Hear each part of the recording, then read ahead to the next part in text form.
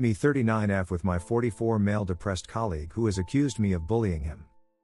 I manage a team of 12 people and last year had a 13th member added when other managers refused to deal with him any longer. He is diagnosed with depression and generalized anxiety disorder.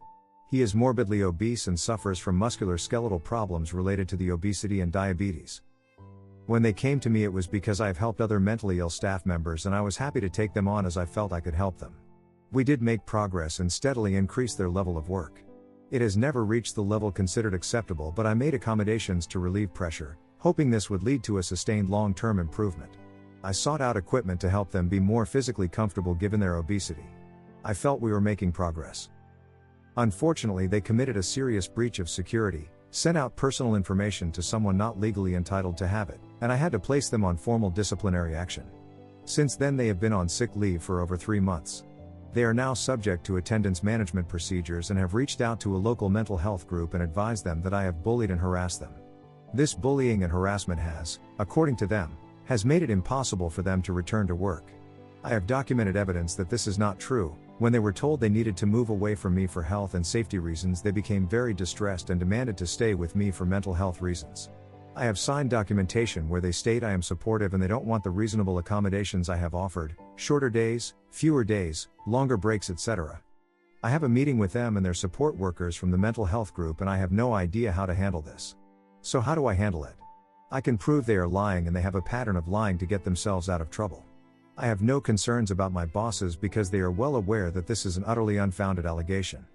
My worry is that they are completely unsuited to the job and because they point blank refuse to acknowledge they are in any way responsible for the mistakes they are making, it is impossible to correct them. Update.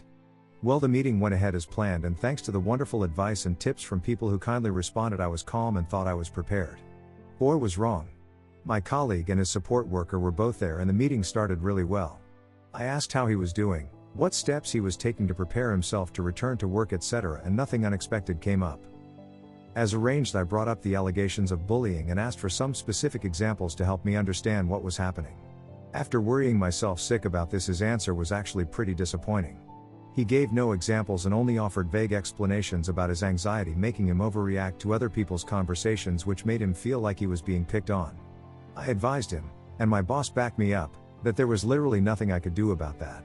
I patiently explained that I could not ban people from talking and I would not sit in silence in order to ensure that he never heard anything he didn't like. My boss stressed that his poor performance needed to be addressed and that was part of my job and that doing it was in no way harassment. His support worker did agree with that and we had a brief chat about how I could better communicate. To be honest, there was nothing they said that was particularly helpful, but I did agree to be mindful of their condition moving forward. Then it got weird. I asked if there was anything I could do to help him transition back into work. This normally involves a phased return, changing to part-time hours, etc., but not this time. As I was talking, he started taking paperwork out of a folder and I should have realized something was up when his support worker sighed deeply and slumped down in his chair. My colleague requested that he be allowed to bring an emotional support animal to work with him, namely a support cat. We are in the UK and this is not the norm, so I was a bit surprised. He had not settled on a breed yet but was torn between an Abyssinian or a Siamese. I thought pointing out some obvious difficulties with this idea might make him realize how inappropriate this would be. For example, I pointed out we have a guide dog in the building for a partially sighted colleague. His name is Rufus and is by far the most popular person in the building, the dog not the human, and they may not get along with a cat. He responded by telling me that it was illegal to discriminate by favoring one disability over another, and if a blind person could have a guide dog, a depressed person could have a cat. I moved on from this, clearly idiotic, point and asked how a cat would react to being placed in a pet carrier twice a day to travel to and from work. He advised me he would train the cat. My boss became very agitated at this point, demanding, how the hell do you train a cat? Not to be deterred, my colleague stated that in the worst case scenario he would leave the cat at work overnight and only take him home on weekends. I asked how he intended to cope with litter tray cleaning, etc. Given his serious weight issues, bending down to empty a litter tray would be difficult for him. He presented me with a spreadsheet he had created with a team rota for cleaning up after the cat and feeding. He had also costed out food, insurance and the actual cost of the cat on said spreadsheet, had an expected donation from each team member, on a sliding scale depending on how he perceived their financial circumstances to be. I was paying the most as I am single, earn more and have no dependent children. The spreadsheet was quite impressive, color-coded and everything, I politely said no to that, and he then started insisting the company should pay, as it would be a legitimate business expense to accommodate his disabilities. At this point I realized my boss was still repeating, "How the hell do you train a cat?" And the support worker was shaking his head and muttering, "I told you not to do this." So I made a unilateral decision on behalf of my company and advised him in no certain terms that we would not be buying any cats, we would not be cleaning up after any cats, because we would not be permitting him to bring any cats onto the premises. He was not happy. He complained that I was making it impossible for him to return to work. My boss took a break from his cat training mantra to say that we had perhaps gone as far as we could for the time being and we should end the meeting at this point. As we were leaving, he did make a point of telling the support worker, "There will be no bloody cats." The support worker nodded and agreed this was entirely fair. I didn't hear anything from him for a week or so, then received another 4-week sick note from him, so I called, as per our company procedure, to check in and see how he was doing. He was still very unhappy about my discriminatory anti-cat stance and advised he would be taking it further. 2 weeks later I received a letter from what initially looked like a local solicitor's office. It advised me I was being sued for breaking disability discrimination laws. The letter itself was filled with bizarre, mainly, American legalese that seemed to be culled from Law and Order episodes. On closer examination, the letterhead had been edited to change the contact details to his home phone number and personal mobile. I'm not sure whose address he used, but it wasn't the solicitors in question. I handed it to my boss, who had also received one, so both were forwarded to our legal department. I was advised to have no further contact with him. The legal bods have informed me that his contract has been terminated with immediate effect. I am honestly stunned as to how it turned out. I half expected him to be terminated due to the amount of time off sick and his unwillingness to address his performance issues, but I would never have guessed it would end like this. It is both funny and sad. Thank you so much to everyone who took the time to calm my nerves before the meeting. It really did mean the world to me. TLDR, meeting started fine, took a weird turn and went downhill from there. Next story. My partner left me, so I told everyone he doesn't have cancer. My partner told me when we first got together that he has cancer, and if his operation doesn't go well, it could be terminal. He said his treatments have also made him infertile, so imagine our shock and joy when we found out I was expecting at the start of 2024. We now have a beautiful 5-month-old daughter who is perfectly healthy and thriving, and he is in remission. My pregnancy was difficult and lonely because of all the intense treatments he went through while waiting for his operation. I did a lot on my own, knowing he desperately needed this to have the best chance possible of shrinking his tumor before having it removed, so we can have a long, happy life together as a family. He is currently living with his mom while he is in recovery, so that it takes the pressure off me caring for both him and our baby until he is well enough to move into our new home with us. He still comes to our house and we go to his mom's all the time, so our baby isn't missing him, and on Wednesdays he has his daddy-daughter days where it is just the two of them to make sure they are bonding well, and he has the practice until he is well enough to care for her at home full time, and give me a little break too. Last week we had an attempted break-in at the house. I asked him to come over and stay here while I'm waiting for the locks to be changed because I'm scared, but he wouldn't. I was talking to his mom too, who slipped up telling me he wasn't home. Long story short, this is Reddit. I'm sure you can see where this is going. We argued for over 24 hours before my suspicions became too much and I went to Facebook. It took me less than an hour to find the first 2 women. During my pregnancy I was suspicious of a lot of things and put it all down to my hormones, as he would continuously tell me that I am paranoid and hurting him when I ask. One thing my paranoia just wouldn't let up about was his cancer and his treatments. I asked his mom about it, who told me he doesn't have cancer but he is having treatments. He has an autoimmune disease which he receives transfusions for. Very serious but nowhere near terminal and no operations required. She also informed me he was in rehab, not hospital. He was addicted to cocaine and was trying to recover for me and our baby. I never mentioned to him that I knew. I assumed it was the embarrassment of wanting to get clean without me knowing, so he could be a good partner and dad. I was so proud of him for getting that help that I never spoke about it.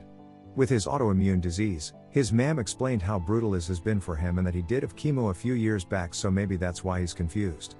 Pregnancy brain is a real thing, or maybe I'm just too blindly in love because I accepted this and never questioned it again. After discovering the first 2 women, I sent my partner a message telling him to let his girlfriend know I'm asking after her and not to bother coming home anymore.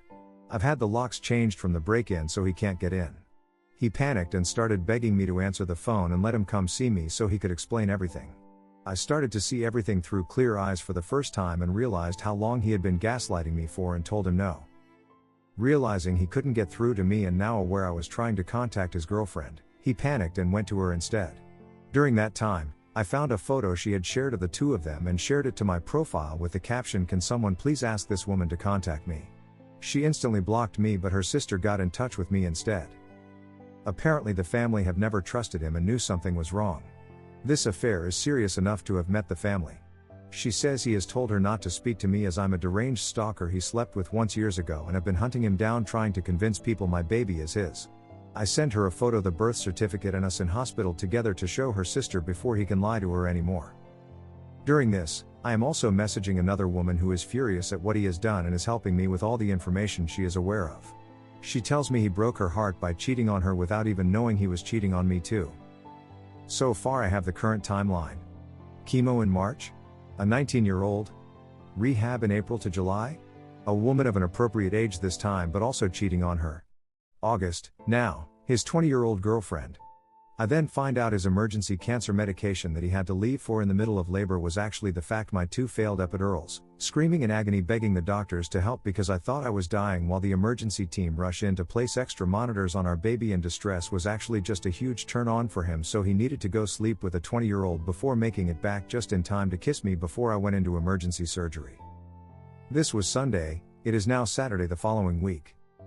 I made a post on Facebook calling out my partner for his actions, with photographs, medical notes and evidence, and asking people to leave me alone on Tuesday after 48 hours of no sleep, multiple calls to the crisis team and a barrage of harassment from his friends and family who want to sue me for character defamation. If this was a regular affair, I'd lick my wounds and move on, but I have now learnt I have been leaving my daughter alone with a drug addict who is claiming he doesn't know me or his daughter to others but demanding custody rights to me. Tens of women have now come forward who have also dated him during our relationship with no idea of me or each other. This is obviously really upsetting, but what upsets me the most is that I begin to notice a very worrying pattern. He has told every single one of these women that he has cancer and can't get them pregnant. I said my labor and delivery was difficult. I was induced due to an infection I had. My GP had told me I had an STI, and although I understood and took the treatment and was induced, my madly in love pregnancy brain never accepted it as an STI until I went back this week and checked my hospital discharge notes and it was there in big bold letters. Sensitive, partner STI. He has been telling women that he has cancer and can't get them pregnant so they don't need protection, which led to an STI which almost killed me and his daughter in labor, and he wasn't even there to be with us because he was sleeping with a young girl who also believes he has cancer. I decided to let everyone know that he in fact does not have cancer by using a screenshot of his mom's messages. All the women he has slept with to make sure they take a pregnancy and STI test, all his friends who he has been guilting for years over his condition, and also social services and the police for sexual endangerment. Me and my daughter now have safeguarding in place for us from a local organization for women leaving abusive relationships, so I feel very safe to reveal the truth about him and make sure all of his partners are safe and informed, seeing as he couldn't uphold his legal obligation of declaring an STI. I guess his postpartum girlfriend will do it for him. I have also had contact from many of his old friends, band members and ex-partners who have all gave me testimonies to use for the police and as backup for if his mother does in fact try to sue me. This man has been lying and manipulating women for over 9 years. So far everyone is now aware of his lies and I am waiting for my in-person meeting with the police. I can't imagine any updates from here as it will only be a legal battle that probably can't be shared, but if anything else of interest comes too, I will make sure to write about it.